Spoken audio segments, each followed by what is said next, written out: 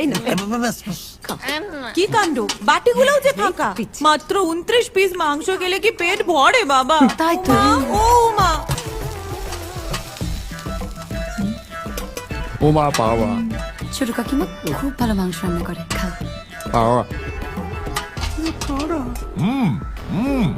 শুরু করো।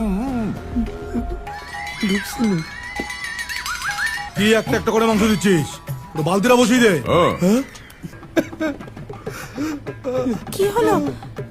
বাবা তোমার? এত হলো। আরে খাও খাও, এইটুকু বসে এই অবস্থা তোমাদের। মিষ্টি না। খাও।